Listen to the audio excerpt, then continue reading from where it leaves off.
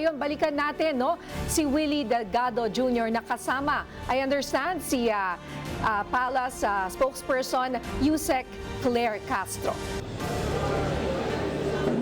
Willie. Ninya, pinalad tayo, no? Nagkaroon tayo ng pagkakataon.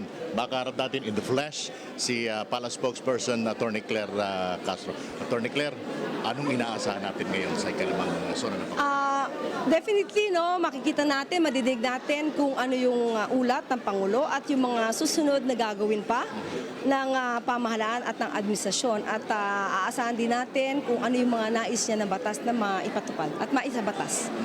Meron ba tayong aasahang kabigla-bigla ulit ngayong taon na ito? Sabi nga ng Pangulo nung huli na siya ay na-interview, abangan ang susunod na kabanata. So ayokong sa akin lang galing at baka hindi nyo napakinggan ng Pangulo.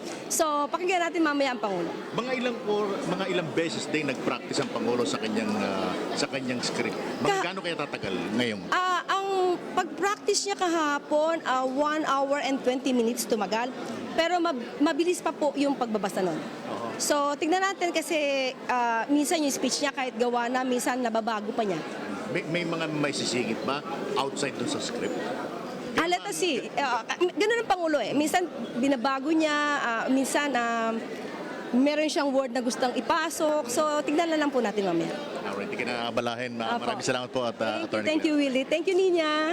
Maraming salamat, Yusek Claire. Oo, Tagalog, Filipino, yung kanyang magiging zona mamaya, katulad noong mga nakaraang taon. So, tatagal doon ng mahigit isang oras kasi base doon sa ilang practice na ginawa ng Pangulong BBM doon sa kanyang script bago itong araw na ito na ikalimang zona ng Pangulo. Tumagal ng mahigit isang oras pero mukhang hindi naman daw aabot. Pero depende sa klase ng delivery na gagawin ng Pangulong BBM niya. So we will expect na 1 hour and 20 minutes more or less. Just like last year, Willie? More or less, gano'n? Yes. Well, maraming salamat. Babalikan ka namin ulit. Yes. May abangan daw tayo. Yun na nga.